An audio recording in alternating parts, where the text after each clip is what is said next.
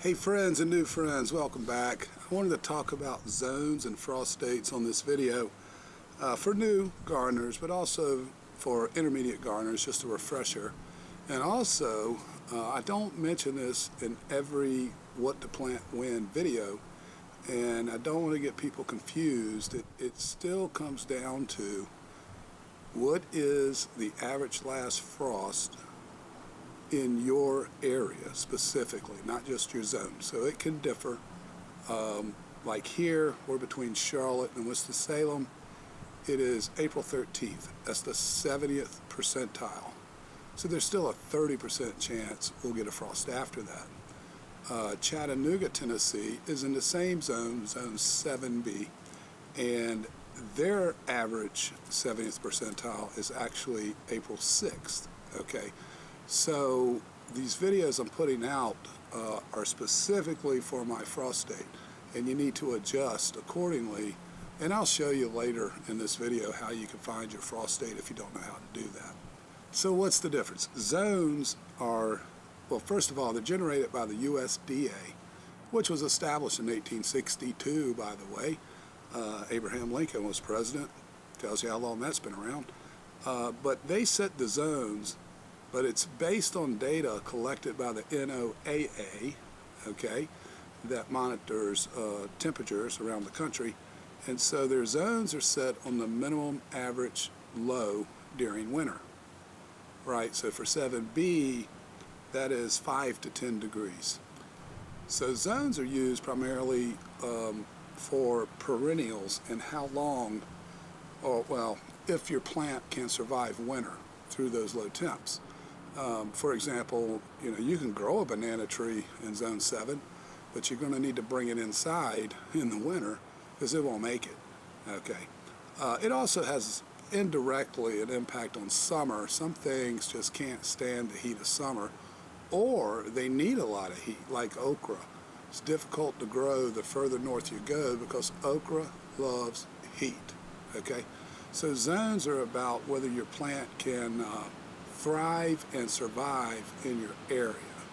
So in comparison, your frost date is basically when to plant. So it's more important for vegetable gardeners, to know the frost dates, that last frost in the spring and then the first frost in the fall. They're both key dates. If you're trying to get a fall crop, then you're going to need to back off X number of weeks, depending on what you're trying to grow, before the frost hits, for frost intolerant plants. Now some things, like say collards, you do want to get them started before the frost, but once they get established, the frost is not going to kill them off. In fact, they can hang in there pretty low, I think into the teens, and it actually may be lower than the teens. But anyway, a little frost actually makes your collard greens taste better. Okay, most brassicas are like that. In the spring, let's say you plant tomatoes early, any nightshade early, and you get a frost, unless you protect them, it's pretty much going to kill them off because they're not frost tolerant, right? So again, the zones are based on average lows in winter. The frost dates for planting vegetables, you need to know that, and it's specific to your area, right? You can look it up by zip code. We have some links down below. Go straight to resources. Just go there. It will take you to Farmer's Almanac, and their data, again, is based on NOAA, okay? I had somebody tell me that, I don't know if I trust the Farmer's Almanac.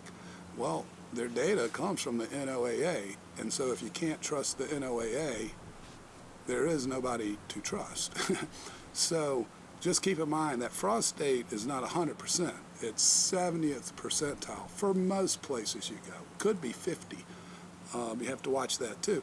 But that 70% doesn't mean that's it, you're good to go. There's still a 30% chance after that date that you're going to get a frost or even a freeze. Well, let's consider some seed packets here. I want to switch up. I want to start with Burpee, and this is their sage. All right, so let's flip it around, and you can see that color pattern there. They are It roughly follows the zones, but you can see the orange, they combine a lot of stuff there. That's the 8, the 9, and even the 10. The purple, based on my knowledge, that's 7 and even a little bit of 6 in East Tennessee, and so forth. So they've modified the USDA map, but even still, if you look in there, look at purple, you see April to June. That's a wide spread, and of course you can keep planting sage, but it isn't a very specific time because frost dates are different. Zones do not coordinate frost dates. Now this is fairy morse, and what is this? This is zinnia. Let's look at the back of that. Same thing. They've adapted their own map, roughly based on zones, I guess. They kind of merge more 6 and 7. Looks like 8's kind of hanging by itself, but up the coastline there in the Carolinas, I know those go down to 9. And then you get 9s in the Florida, the bottom of Texas, etc. And again, if you look over at the color code, you see May to June, April to June, that type of thing. It's a spread. So they're just giving you a general idea. The best thing to do is to know the frost date in your specific area. Getting back to zones and winter hardiness, this is a Dracaena, okay?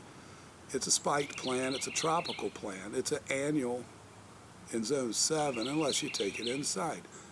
This thing is wiped out now. However, it's been there for 5 years. I suppose the heat off the wall, the heat exchange for the HVAC has kept it warm enough to survive the winters. But back in December we had an Arctic blast, so I think that took it out. That's the end of that thing. However, it shouldn't have been here anyway. It's an annual in this zone unless you protect it or bring it inside. This picture here is a picture of a community garden in Matthews, North Carolina. And there's a lady there I met, and she's from Jamaica, and she gardens tropical plants, and she brings them out and she puts them in her allotment there, her plot, and grows tropical plants in the heat of the summer. And this is North Carolina, so it gets really hot, July and August in particular. And then once the hot season's done, she puts them back in her vehicle or her truck and takes them back to her house and keeps them in a heated garage. So, you know, if you're growing things that aren't appropriate to your zone, you have to protect them. Some people do it. Most people opt not to do it because it's a lot of work. Well, if you're new here, don't forget to subscribe. And if you're interested in the What to Plant When series, it will be, I guess, over this shoulder. It's up here somewhere. Click that and have a look. Organized by months. We're still filling in a few months. Got a few months to go, but it's already there. That'll give you an idea. Just remember, go find your frost date by your zip code. All right, we'll see you on the next one.